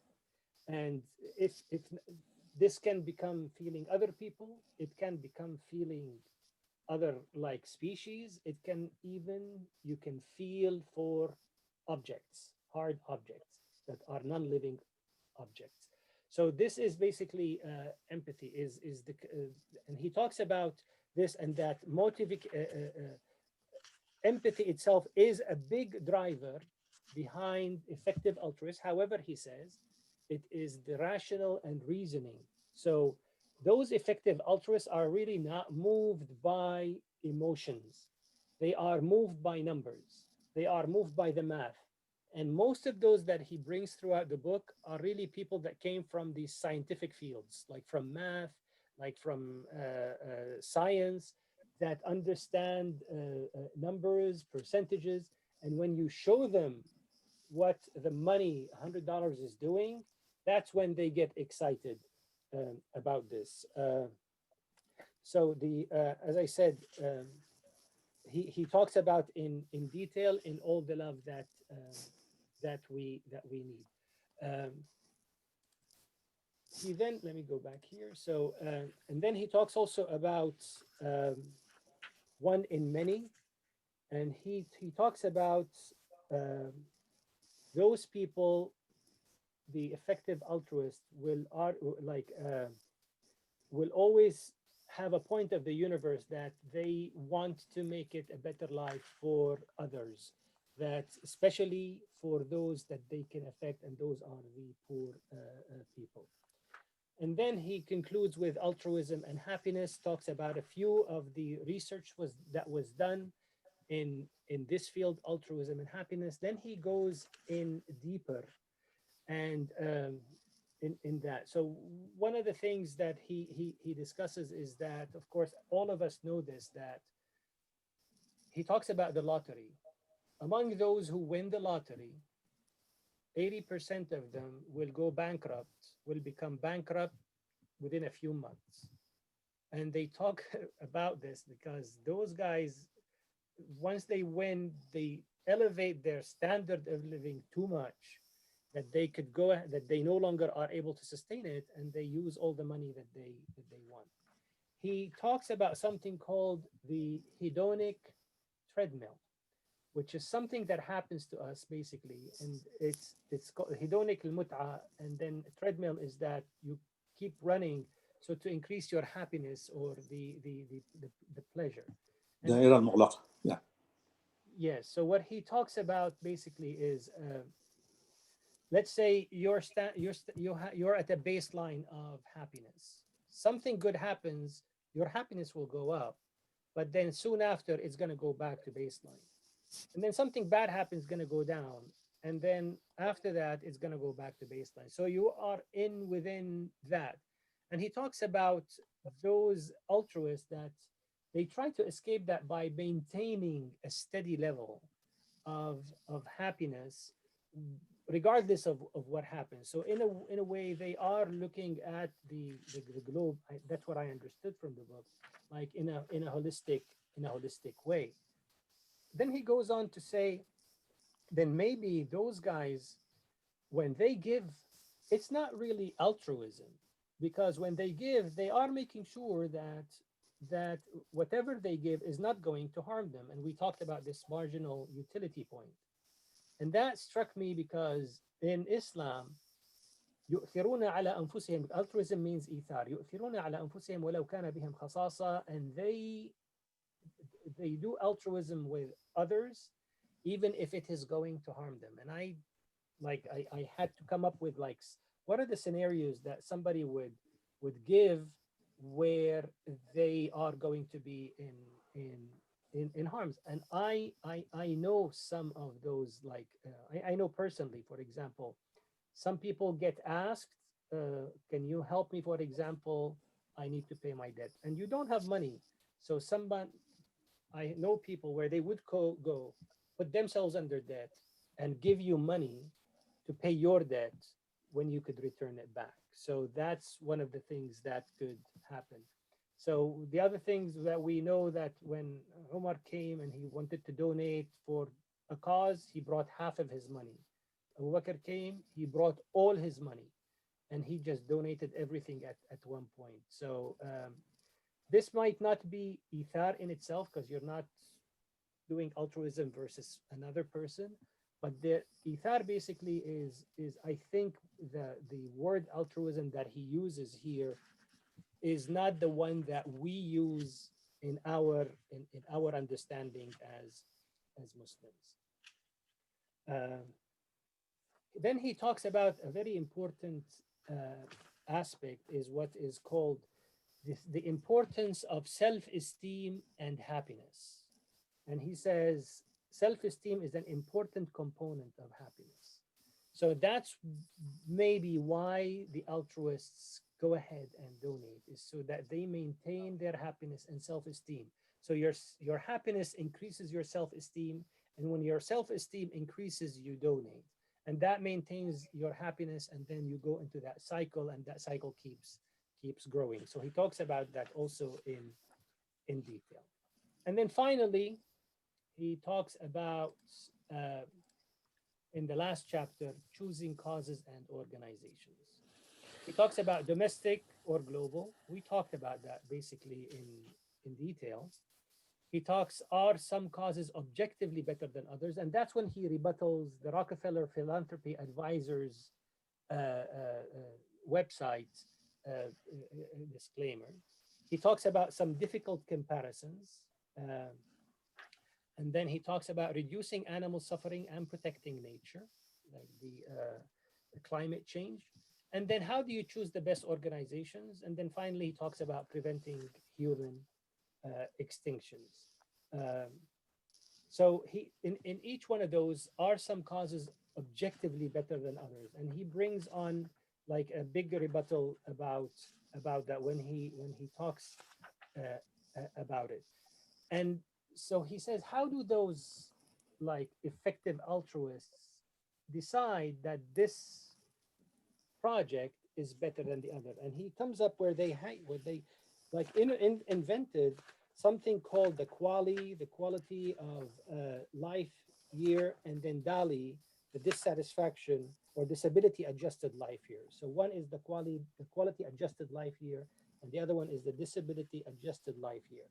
Regardless, like they are crude methods of comparing projects, for example, but they are there for those who use them. And so, and then he brings a few examples of a lot of those projects and how they compare them.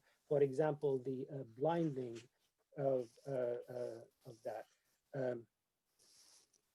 And then he talks about how they go ahead and they monitor those. And he talks about, for example, one of the like disclaimers was that it's unethical to do research or randomized research on poor villages. And he talks about, yes, of course, it might be unethical if we are depriving them, for example, from something that we know works, but this is not the case when it is done. Number one, what is done is initially there's nothing being done, and you're just introducing, for example, water purification to a village, and you're seeing the effects on that village. Or you're introducing, for example, giving a family a cow in this village, and you're not giving a family cow in that village. And then with those, you go ahead and you look at the differences between them to see if there is anything that that is different. So he says it in terms of ethical concerns, those are not ethical concerns. Then he talks about something very interesting when you choose the best organization. For example, he talks about a lot of the research, talks about randomized controlled trials. And he said, like, for example, in many developing countries, children, and in particular girls, do not spend enough time at school, even when school is free, to learn as they should. To change this, the following strategies have been suggested, and I'll name those strategies. Unconditional cash transfer for girls, cash transfer for girls conditional on attendance, merit scholarship for girls, whoever the best girl goes for a scholarship, free primary school uniforms, deworming through primary schools, giving them medications to get the worms out, and then they don't get anemia, and then they could attend. Providing information to parents about the increased wages of those who stay at school. And so they looked at this, and which one do you think was the one that is the most important one that, let me show you this, it's page 154.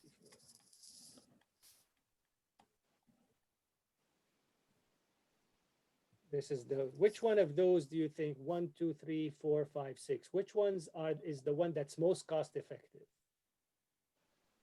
He talks about the Abdul Latif Jameel Poverty Action Lab tested them, and found that Direct giving.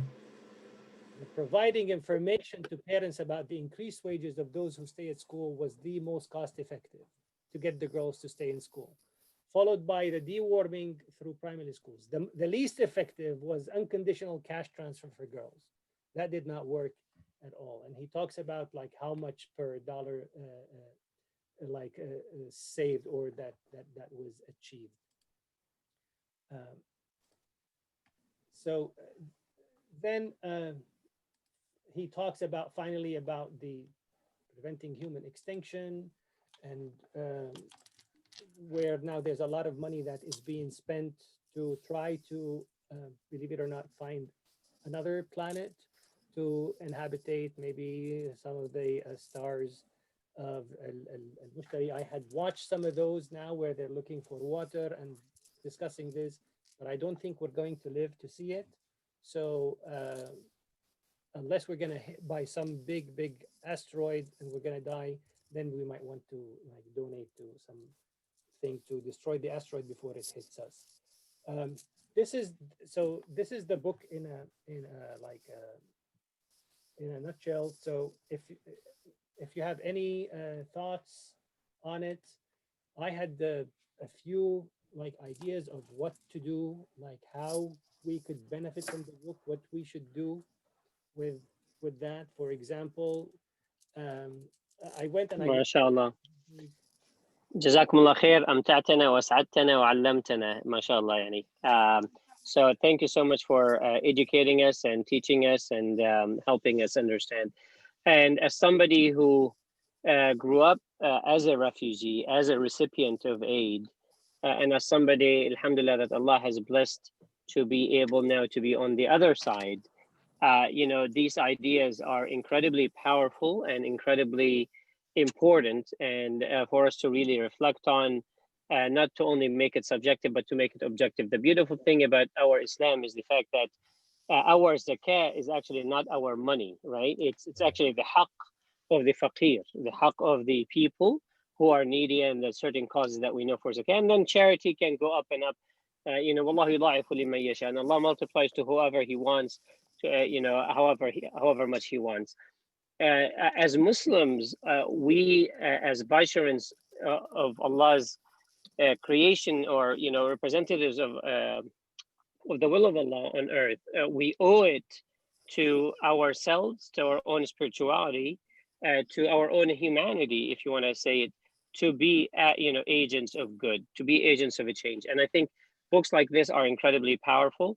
It's interesting that, you know, from an Islamic perspective, you know, al-aqriba'u awla bil ma'ruf, that the people who are closest are the most worthy of your good, right? Like your family, your immediate family, Correct. and then your neighbor, and then your immediate surrounding. And this is a different perspective than what this book presents, as has been discussed before. I think that's one issue. The second issue is, you know, a lot of us can go to the 27th night and the masjid needs to build a bigger thing. And we're like, oh my gosh, here we go again. I'm going to be paying for lights that we installed last year, or an audio system and whatnot. In the meanwhile, you know, we have all of these beautiful, absolutely gorgeous churches that are going bankrupt. Why? Because they did not invest in people. So you are right that we have to be less emotional and much more, to the extent that I am very strategic now when I give to any organization, including masjids. I'm like, what is the specific thing and why do you need it? And I need to have an understanding why I am giving you my money. Because, you know, you are responsible for how you make your money, but you're also responsible how you spend it. And subhanAllah, the hadith is just equivalence. And we all worry sometimes how we make it, but sometimes we are much less, you know, crude, much more crude about how we spend it, that we don't do its due diligence. In reality, for most of us that live in the West, we have a lot more than what we need and a lot more than what we thought we would have, to be honest, speaking of my own personal experience. And therefore, I can easily tell you, I was a fellow 1 year and I was an attending the next year. I made 4 times in 1 year what I made the year before. My life did not change much. It just, my expenses went up a lot more. Right. And Absolutely you know, true. and therefore you're like, oh my gosh, I could easily live on what I did as a fellow or as a, Yeah. you know, as a trainee. But then you get convinced, and then you get into that hedonistic treadmill that he's talking about, True, that, true. oh, if I get more, I'm going to be happy. And then instead of owning the dunya starts owning you. And really, instead of leaving a legacy, you become consumed, you know, of lowly desires of whatever superficiality. So this is just my thinking about somebody who was on the recipient end, who, inshallah, has pledged, you know, to be on the giving end. But you know, I agree that I don't do as much as what this guy is asking for, and our predecessors have done a lot more than what he is asking for. So I think it's a call for us to be more methodical. And my motto is give until it hurts. That's great. Very good, very good, mashallah. Great. On the issue of awqaf, just a quick comment. The Islamic awqaf all over the Islamic history till probably 100 years ago was a mechanism that kept Islamic societies in almost equal footings. The gap between the very rich and the very poor was always during those times a lot less than it is right now, mainly because of that system. It was a brilliant system. The main characteristic of that system also was it's completely independent of rulers, of governments. I mean, Muslim rulers for the last 1,000 years worked very hard to control the Islamic institutions under their wings and to use them for many, many reasons. That's a different topic. But the one area that they were not able to do till 100 years ago or less is the Islamic Waqf. It's always been independent, it's always been private issues. People can donate to it freely, and the people who control it or who administrate it spend the money freely. So it was the best social equilibrium system that the Muslim societies has created in the past. In the last 50 years, I would think, that's what I'm familiar with more, is government has been slowly destroying the system part by part. So become totally governmental institutions. And the best example is in the Gulf, which I have seen by my own eyes. And Egypt has been the same way. And I don't know about Turkey. I know Turkey has a strong awqaf system. I don't know what its condition right now. Or India or Bangladesh or Malaysia or all that stuff. But what we know in the Arab world that that system has been completely destroyed because the fact it's been governmental. So I think one of my suggestions, if we going to discuss this issue in the future, one of the things that we could do collectively is to revisit how to create a trust, a waqf, with as little money or as more money as we could to do exactly what it's been doing in the Islamic world in the past. And you have to remember that waqf was not only for Muslims. The Jews of the Arab world, the Christian of the Arab world, the Copt of Egypt, all of them benefited from that, all over that history. So now it is not. Now it is a governmental thing that they control it. Remember Sheikh Sha'rawi, when he was made the Minister of Awqaf in Egypt, he quit after 2 years because he found out himself completely useless. He's just a government employee, has to be sit with dignitaries, and he has no control over anything. That's my 2 cents about that. Thank you. Yeah, there is a lot of need for our community in the philanthropy area. Like, you know, one of the things about the Give Well idea in the book that the gentleman tried to find out what's the most effective way to give. And to the point, he was disappointed that some of the organizations told him they won't release information because they are confidential. Yeah. And we encounter these issues. Actually, we try to educate our investors on how to do their due diligence on these organizations and make them feel to be accountable, as we see a lot of donations going from our community to these organizations. And this is really healthy, because creating check and balances is actually ensure fair distribution of money to the people who need it the most. So that's all what we read in the book. It's actually very relevant to what we experience here for our communities in the US. And we are no exception. I think we really need the creative ideas of giving. We need to see, like, more efficient. We would like to see people learn smart ways of giving and maximizing tax benefit, not just to enrich themselves, but even to give more. Because when you have people capable and wealthy, if they are educated, it will lead to give more and benefit our community as a whole, and by having such institutions. So that's really, I think there are a lot of ideas we can maybe learn from this book and maybe implement in our life. I think one of the ideas that for us to take is like they did, those guys, when I talked about the emergence of the movement, where they started looking, when they went and asked those organizations, okay, show us what you do, they did not get answers. So they said, okay, we're going to do it ourselves. Yeah. I think we should do that also with Islamic charities. Right. Yeah. We should create like something where Right. we go ahead and look at that. Okay, where are you spending the money? Honest question, just show us. And then maybe then those could be ranked.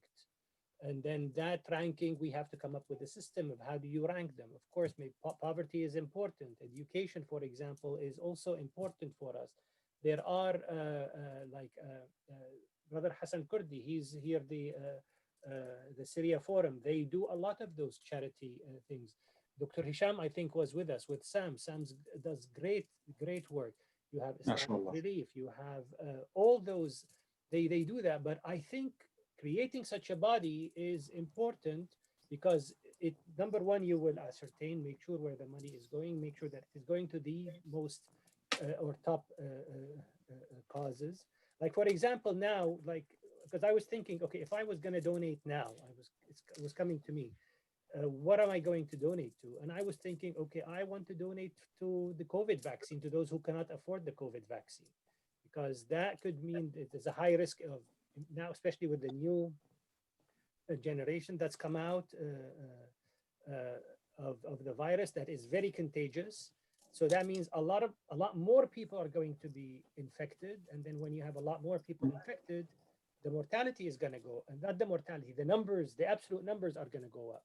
The rate of the mortality is going to be the same, but because you have more people infected, more people are going to die. So maybe try to get the vaccine to those who are in need.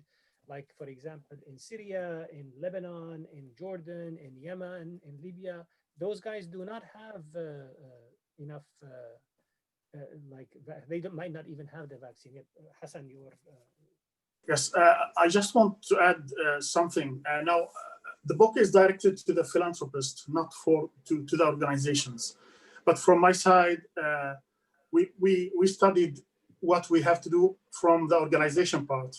Now, there's another movement which match with the movement mentioned by the author about the effectiveness of the organization, but from the organizational part, not from the philanthropist part, which is depend on the idea that if you want to see if this organization is effective or not, looking at the overhead percentage is not the whole picture.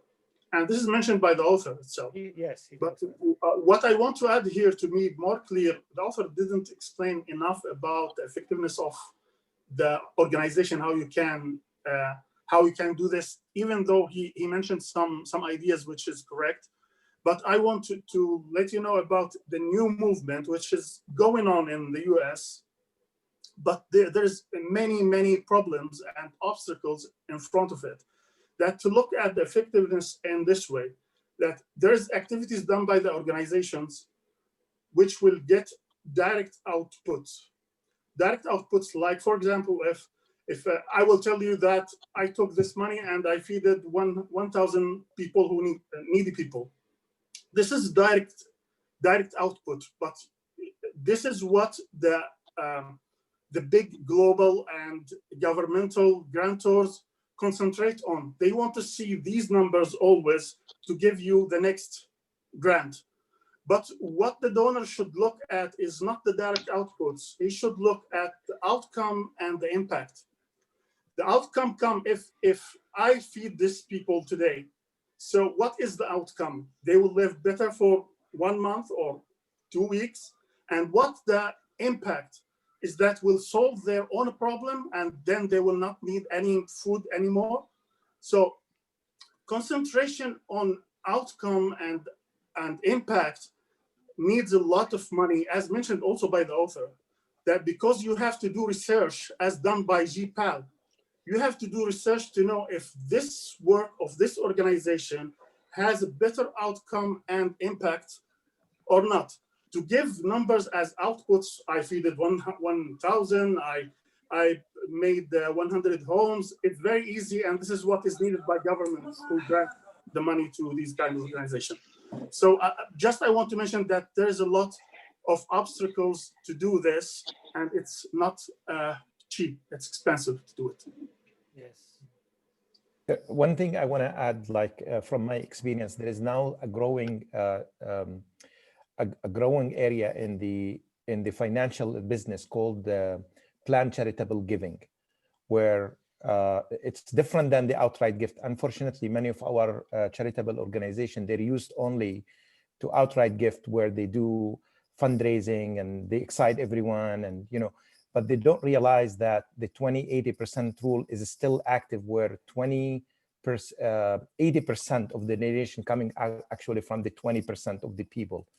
And the problem with those planned charitable giving, that they are complex. They're very, very powerful, but they are complex in nature. It's rarely you find somebody understand it, and requires a lot of professionals to work with, including lawyers and bankers and insurance and etc. But this is an area that I really invite many of our communities to learn about, and especially on the people who are involved in the charitable giving. It's an area that require knowledge, and maybe even taken some classes, taken some certification. But once you become familiar with it, it's extremely powerful. Because if you think about it, after all, it's like you directing your tax money. I'm saying the actual tax, not the deductions, but the actual tax. You can end up sending it to a specific charity. And I think our community, especially with what's going on right now, it's really in bad need. The other thing I want to say that also, because of the COVID, we have unprecedented calamities in our communities and everywhere else. And, this is like a situation where I would say, subhanallah, charity becoming on sale. Allah Azza wa Jal said, أو إطعام في يوم ذي مسغبة. We are living this mazghaba right now. It's just amazing when you go online and you see the complaint and the people, the suffering that they are going. It's really hard turning to, people can't even put food on the table. You can go to food pantries in so many, it's very, very long. And, sometimes I go across Dar al-Hijrah in rainy day and I see lines never seen before. So this is really, subhanallah, this book is so timely to educate us about, this particular area.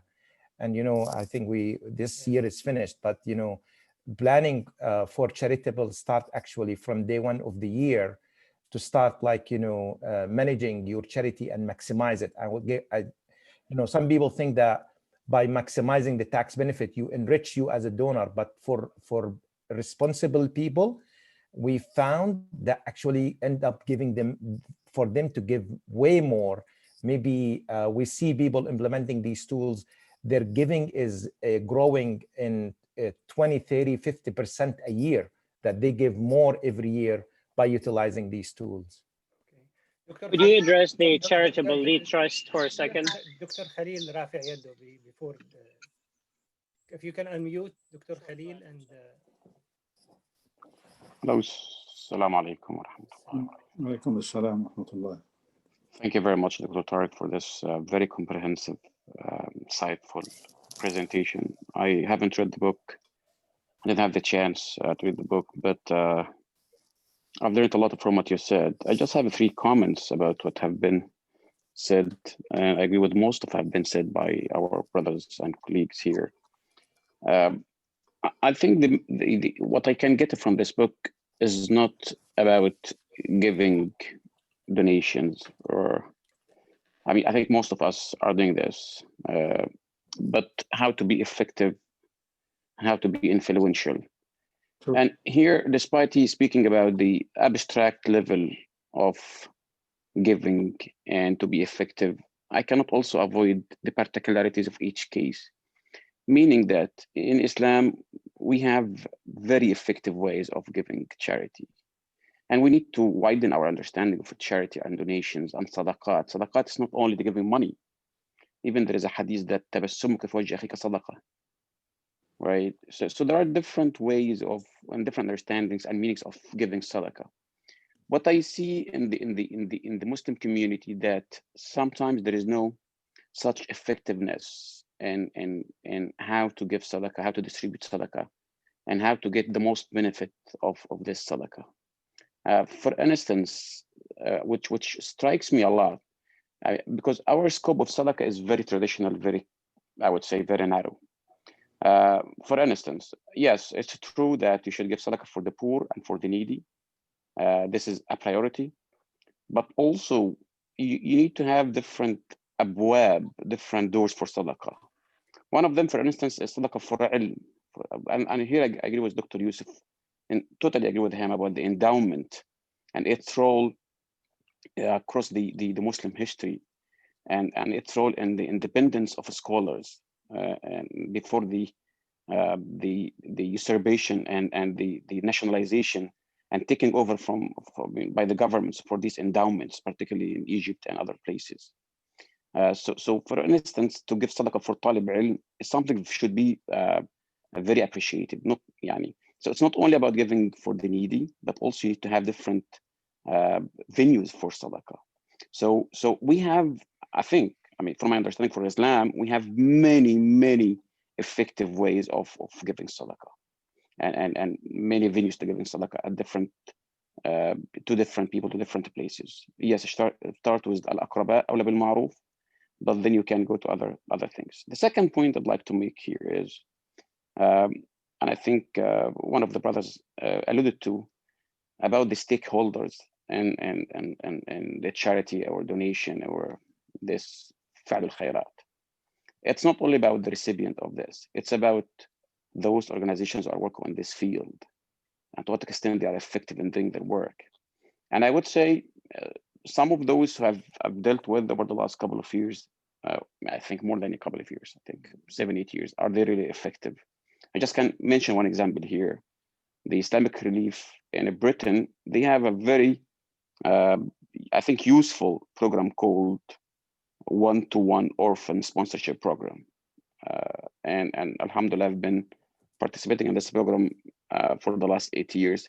And this program is based on what? So they would sponsor an orphan from a certain Muslim country, a boy or a girl that lost her father, and you would give sadaqah for this boy or girl from, let's say, age of 5 until the age of 18, for instance. And they would send you an annual report about the development and the progress of this girl, of this boy, and until they come to the point, once he becomes or she becomes 18, then they would ask you, would like to continue to sponsor another one by the same amount of money, or would like to just stop? So I think this is very effective because they keep you informed about your sadaqah, about your charity, and you feel good. I mean, if the author mentions about the happiness, this is one aspect of this happiness, that you feel that you are making a difference in someone's life. So this is the other point I'd like to make. So these 2 points I think are very important. But again, yes, the book is important, but I think also we have in Islam many effective ways of giving sadaqah, or you can call it effective sadaqah, effective khair, or effective hasana, whatever you call it. But the thing is that we tend to narrow down this sadaqah kind of thing. We need to widen our perspective to sadaqah in Islam. There are many ways, many venues that we can make sadaqah of. And last point I'd like to make, yes, we need to think differently.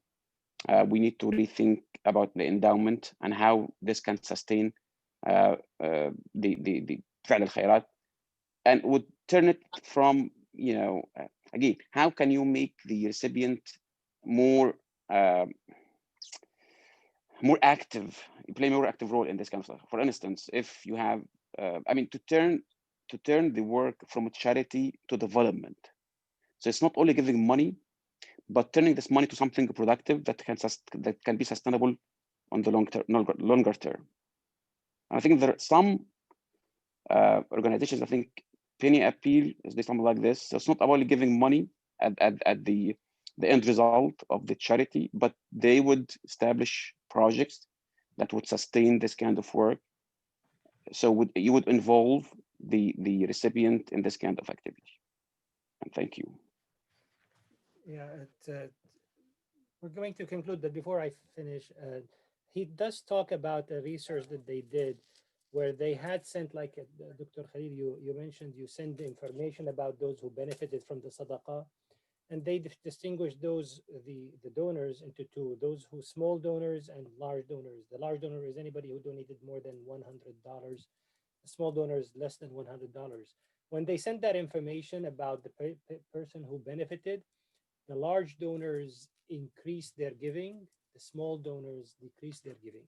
So that was interesting in my mind. And I think that's one thing that we have to think about, because then you really have to do, and that goes with what Brother Hassan said, that it takes like resources to go ahead and sift through those and find out what's there. They're not all equal.